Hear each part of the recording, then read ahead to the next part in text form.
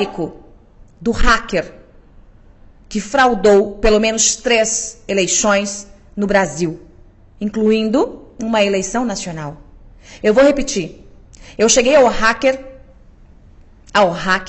ao 01. Aliás, ele já foi considerado o hacker número 1 do mundo. Ao hacker que fraudou, segundo ele mesmo, o processo eleitoral no Brasil. E ele dá nomes e sobrenomes num relato que você vai ouvir daqui a pouco. De quem estaria por trás de tudo isso? De quem bancou a conta? Claro que com o nosso dinheiro. Eu vou te dar alguns dados antes de colocar essa gravação no ar, que você vai ouvir. E você vai entender como é que funciona o processo. Antes de mais nada, eu já aviso aos desavisados que tais informações não estão só em minhas mãos. Claro, eu não sou idiota e nem vou me transformar em arquivo vivo. Tais informações, assim como aquelas que eu já havia passado para vocês, das negociatas dos 600 milhões, estão em mãos de outras pessoas mais capazes, mais protegidas do que eu no processo de investigação.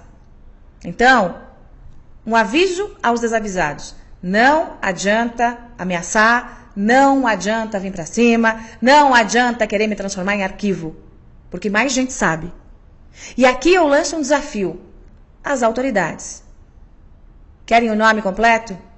O sobrenome? Querem trazer para o país? Porque nesse momento ele não está no país. Nesse momento ele não está no país. Querem trazer para o país? Querem investigar? Ou querem que eu investigue? Assim que eleita deputada federal pelo estado de São Paulo.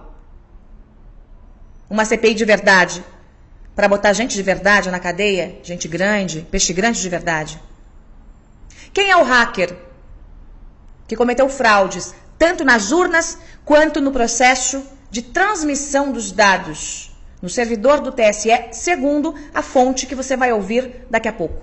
O hacker, considerado o número 1 do mundo, é um brasileiro que fez uma grande fortuna cometendo crimes contra o sistema financeiro, invadindo bancos e depois acabou migrando para esse negócio que é tão ou mais vantajoso que a invasão de milhões de contas bancárias, que foi o que ele já fez. Ele já foi preso, tem passagem pela polícia mais de uma vez. A prisão que levou esse hacker para a cadeia foi porque ele causou um desfalque milionário. Coloca milhão em cima de milhão. Dinheiro tirado de contas bancárias sem que ninguém percebesse. Um pouquinho de cada uma. Um pouquinho de cada uma. Até cometer um desfalque milionário. Milionário. Coloque aí vários prêmios de loteria, de Mega Sena acumulados. Este homem, com estreitas ligações com governos antigos do Rio de Janeiro e do Rio Grande do Sul, com estreitas ligações com Dilma, Lula e com integrantes do STF, segundo a fonte que você vai ouvir, tinha portas abertas e muito, mas muito poder. O negócio desse homem, que eu repito, tem o nome e sobrenome, paradeiro da família, onde se hospedou nas últimas vezes, por onde passou, com quem conversou e quanto tinha dentro de uma mala de academia da marca Nike em dólares. Essas informações todas estão em minhas mãos. Esse homem que saiu lá da classe média e virou um grandíssimo de um milionário, que foi sequestrado muitas vezes, sequestrado por bandidos travestidos de policiais, não pelos policiais de verdade, policiais corruptos, alguns descobrindo parte dos esquemas, sequestravam e ele se liberava pagando o resgate. Virou um alvo como a galinha dos ovos de ouro do crime. Esse homem tem 2 coberturas na Zona Oeste, aqui de São Paulo. Esse homem tem algumas empresas para lavar o dinheiro, para esquentar o dinheiro. E tradicionalmente, quando anda pelo Brasil, anda com uma mala de academia cheia de dólares. Os negócios fechados, segundo a fonte que você vai ouvir, os negócios fechados envolvendo fraude de urnas e fraude nos sistemas são feitos em Portugal, não no Brasil. As negociatas todas, não só essas, tá? Não só essas, envolvendo a fraude no sistema de eleições, como outras negociatas envolvendo portos e outras tantas negociatas envolvendo o antigo governo federal, acontecem e, segundo ele, figuras do altíssimo escalão, do mais alto escalão do poder judiciário desse país, acontecem em Portugal. É um brasileiro que se esconde lá para fazer as negociatas. O número 1 do mundo. O homem que anda por hotéis de luxo em São Paulo e que tem um time de hackers. Não é só ele.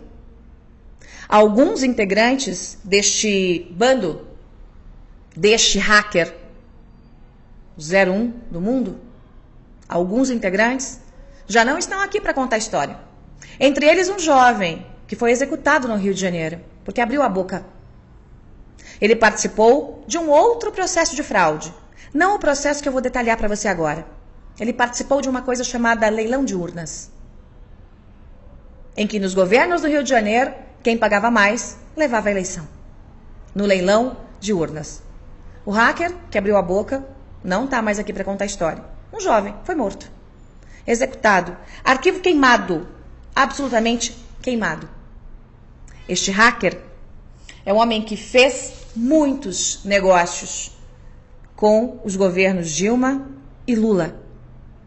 E que, no ano passado, encontrou com esta fonte que você vai ouvir aqui, também um hacker. Também um homem que entende de tecnologia. Também um homem que já fez negócios com o hacker número 1 do mundo, o fraudador de eleições. E nesse encontro, ele detalhou como eram as conversas com o alto escalão do poder político, com um ministro do Supremo, que também passou pelo TSE. Essas conversas fora do Brasil, repito, como eram essas conversas, como eram as negociações. E disse que estava bastante tenso, porque estava cansado de fazer tais fraudes. Mas que a encomenda já estava feita, agora para 2018. Você vai ouvir alguns detalhes da conversa. O nome da fonte, obviamente, será protegido. Por quê? Porque ele, a partir do nome, a partir do momento em que é revelado o nome, vira alvo. Vira alvo. Então, sob o juramento de resguardar o sigilo de fonte, eu vou colocar para você aqui a conversa com este hacker que me entregou quem é o hacker fraudador do sistema. E como o sistema poderia ou poderá, a depender da nossa vigilância, ser fraudado. Através de uma coisa chamada alteração de rotina.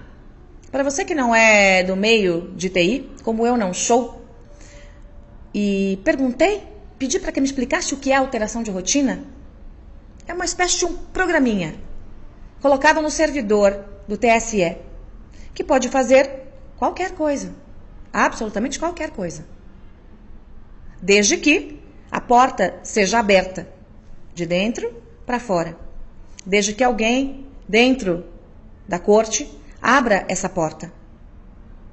O nome do hacker número 1 do mundo também será mantido aqui sob sigilo. Para as autoridades está disponível. Por quê? Porque também, a partir do momento em que o nome está exposto, ele torna-se um alvo. Eu vou colocar para você um trecho de uma longa conversa que eu tive em relação a esse assunto. Preste atenção nos detalhes que ele conta em relação ao processo, como a fraude pode ser feita, qual é a vulnerabilidade, o que o hacker que garante que fez a fraude fez, com quem ele conversou, qual seria o esquema para essa eleição. Preste bem atenção.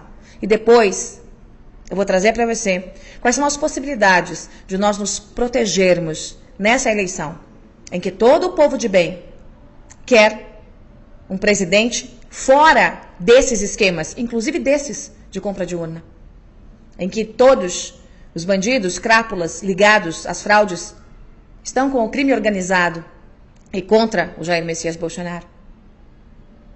Preste atenção no que diz o hacker que entregou o número 1 do mundo, segundo minha fonte, o fraudador do sistema eleitoral.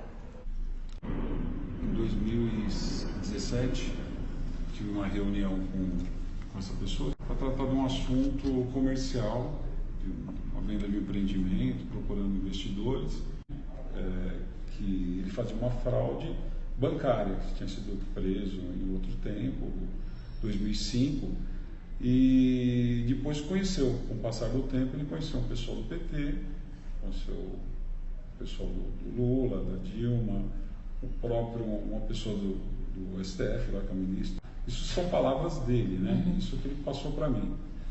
E nessa conversa,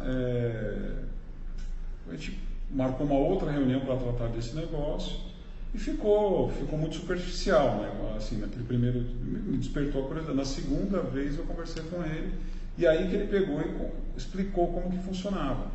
Que a fraude não era só nas urnas, né? Tinha aquela coisa do leilão, que era feito das urnas, que era na urna, isso era uma coisa que ficou no passado, que eles já faziam direto dentro do TSE, né? Dentro dos servidores onde que recebiam, onde eram descarregadas as informações das urnas. E era lá que eles faziam as manipulações dos dados. Através de um software, de um programa.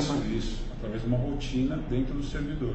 Então é isso, e que ele tinha um contato, né, frequente com esse senhor aí.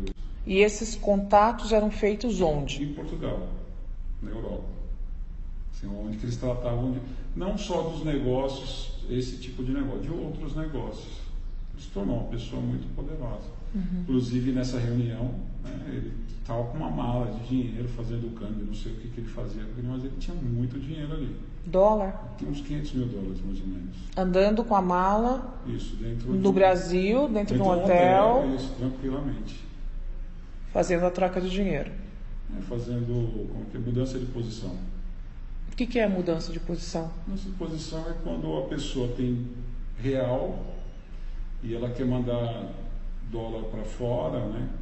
Ou o contrário, né? Tem dólar que quer inverter, né? Então, assim, o pessoal tem conta fora, China. Esse é um mercado que é comum aí entre doleiros, né? Então ele estava agindo como um doleiro, talvez naquele momento, e era uma coisa que ele fazia naturalmente. Você também é hacker.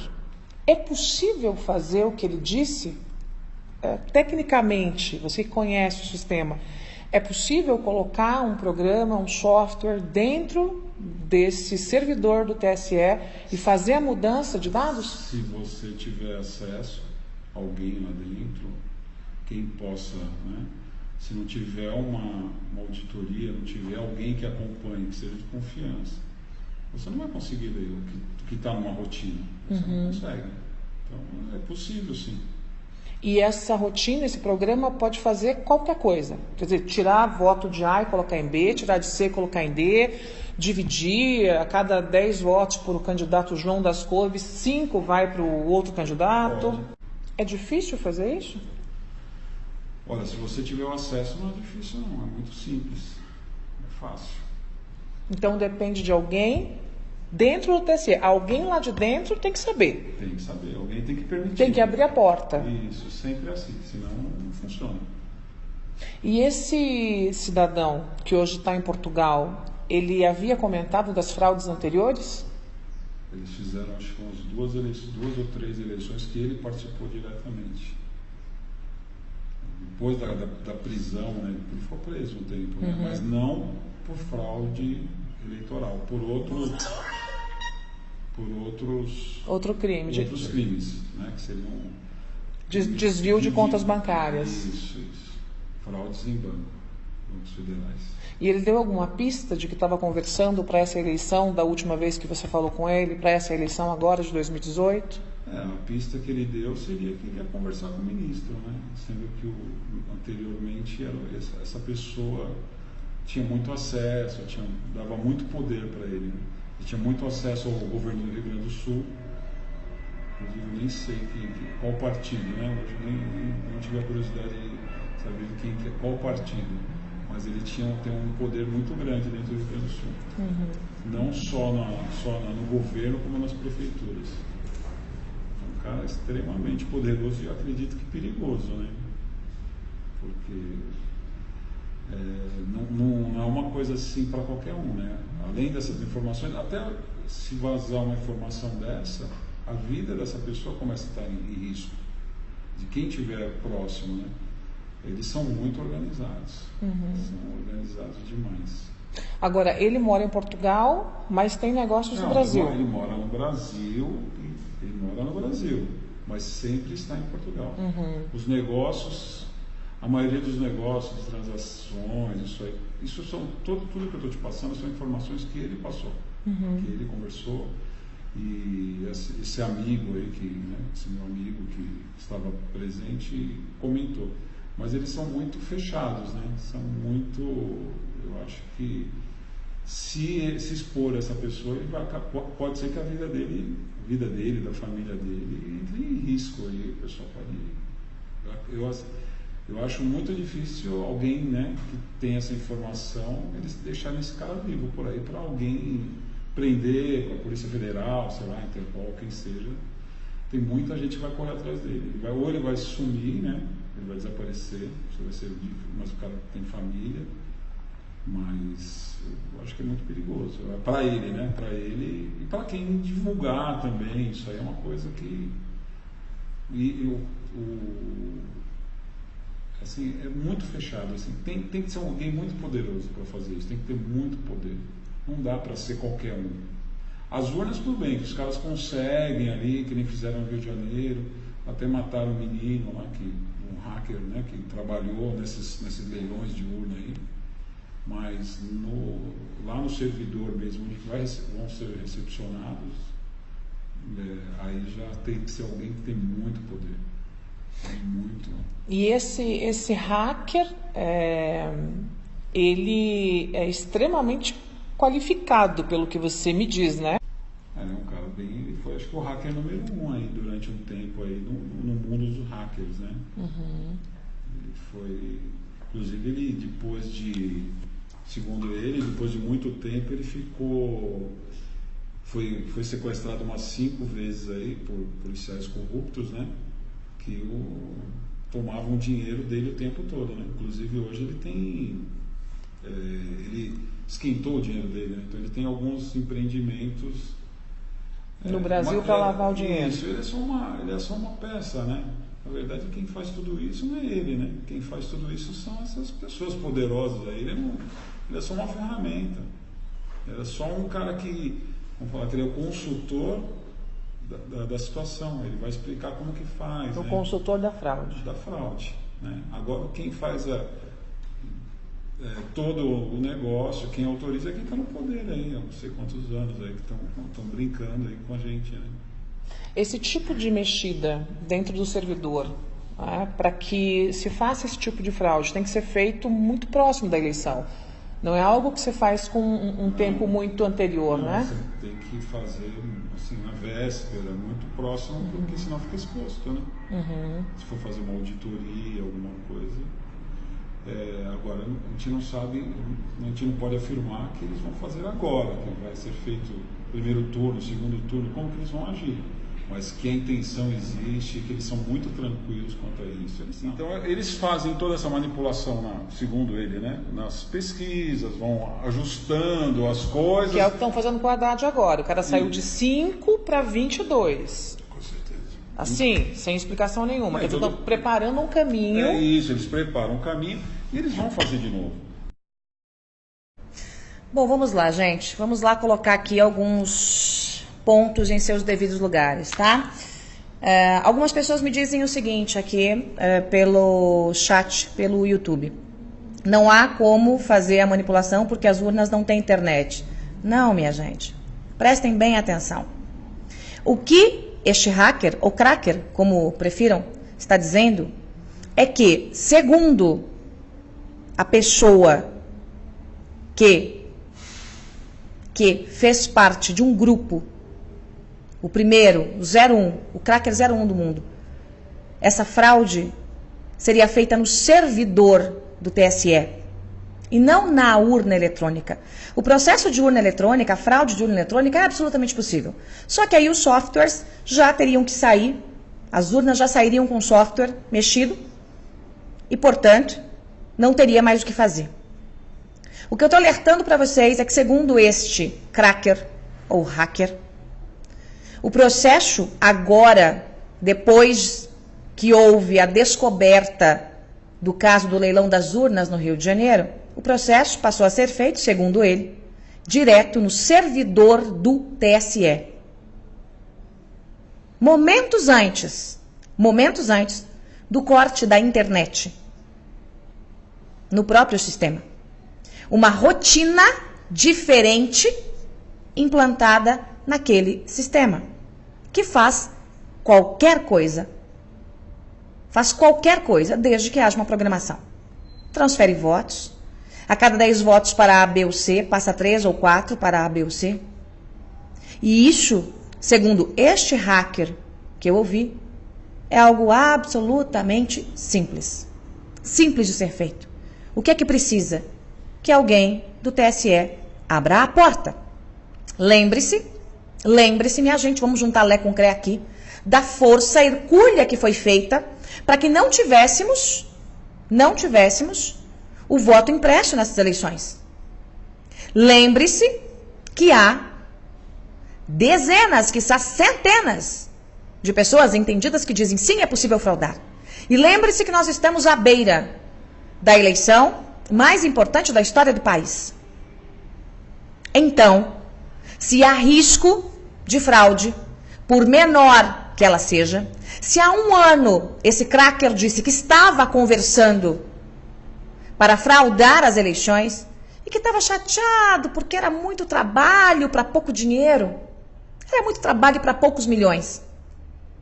Se há qualquer risco, todos nós temos que ficar em alerta máximo. Por quê? Por quê? Porque todos nós sabemos que esse sistema todo, os partidões que integram esse sistema sujo, todos eles só têm um desejo: que Jair Messias Bolsonaro não vença a eleição. No segundo turno, quem dirá no primeiro?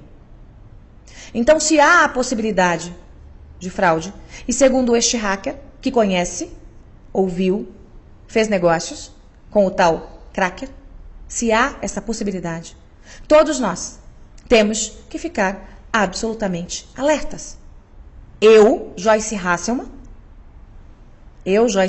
sou partidária de que o Exército acompanhe esse processo. Que a rotina seja impressa, entregue nas mãos de profissionais de TI do Exército. Que haja uma verificação para saber se não há um vírus escondido no sistema horas antes da apuração começar. Um vírus que pode mudar o resultado da eleição. Ou uma rotina que não seja a rotina de cada voto indo para o seu candidato, mas uma rotina para a distorção de resultados. E aí sim, o corte absoluto da internet. E a manutenção do Exército dentro do TSE até a finalização da apuração. Este é um desejo meu. Bem, é verdade que para isso há de se haver uma provocação do próprio TSE. Agora, da mesma forma que os ratos saíram do bueiro quando eu denunciei o esquema que estava acontecendo com a mídia, com dinheiro que estava sendo desviado de madrugada em Brasília, também agora os ratos vão sair do bueiro. O que cabe a nós, além de ficarmos alertas, 100% alertas, é nos garantirmos do outro lado. Como? Eu preciso que cada um de vocês, em todos os cantos desse país, sejam fiscais. Não é a garantia de uma recontagem de votos, se necessário for. Mas é alguma garantia. Ainda que não haja 100% de garantia, é alguma garantia, é alguma amostragem. Eu preciso que você seja um fiscal formal ou informal. E para isso, nós criamos um hot site chamado fiscaisdojair.com.br. fiscaisdojair.com.br. É importante que você entre, é importante que você se cadastre, é importante que você diga qual é a sua seção eleitoral, a sua zona eleitoral. É importante para que nós saibamos qual é o tamanho da abrangência de cobertura dos nossos fiscais Brasil afora. E você pode também ser um fiscal, né, além de voluntário, né, um fiscal oficial. E você também vai ver nesse site como fazer para ser um fiscal oficial. Qual é a função do fiscal? Nós precisamos que todos vocês usem o seu telefone celular.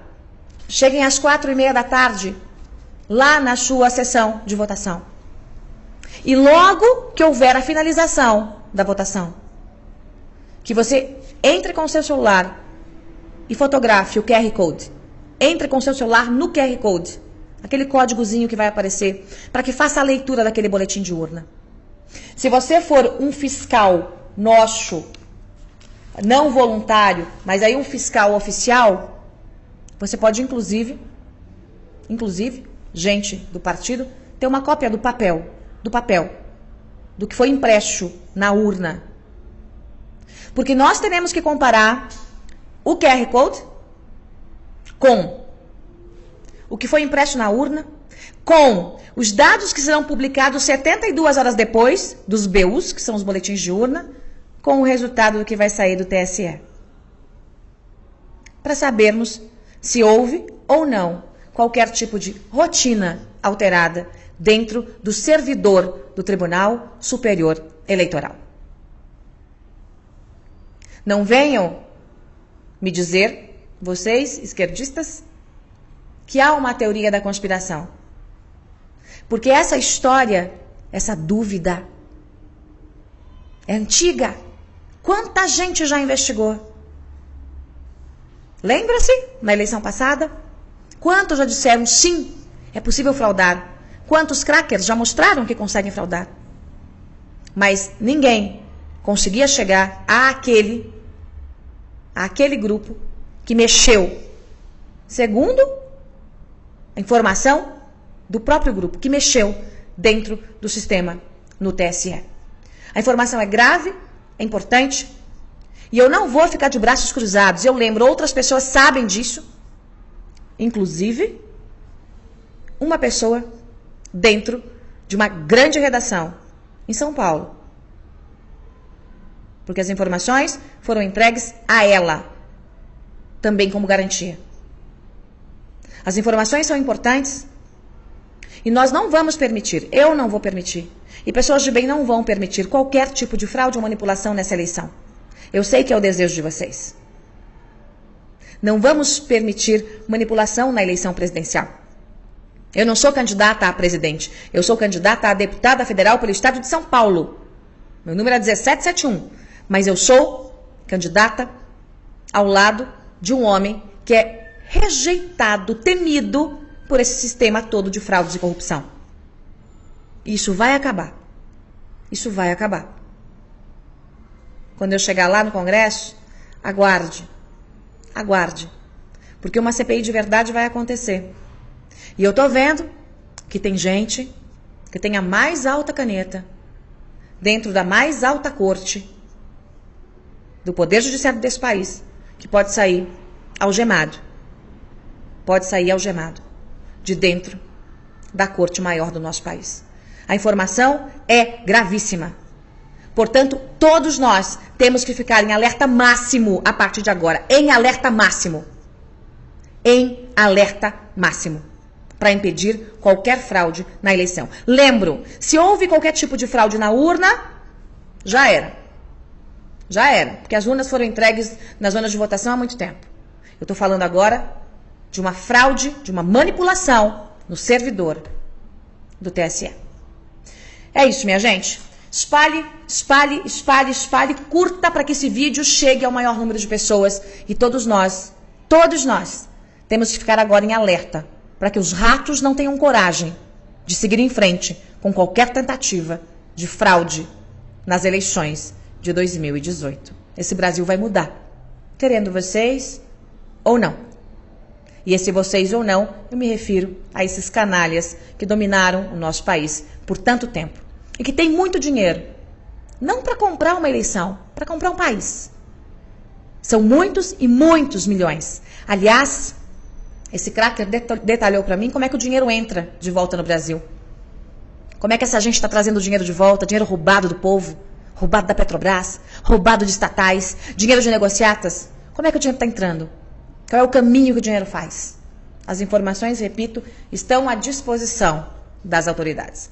É isso, minha gente. Ótima noite a todos. Vou ficando por aqui. Amanhã, que é o último dia de campanha, eu tenho uma longa agenda, mas um jornal especial para vocês de eleição, onde eu vou falar para você que está indeciso quais são os nomes dos candidatos que eu referendo Brasil afora.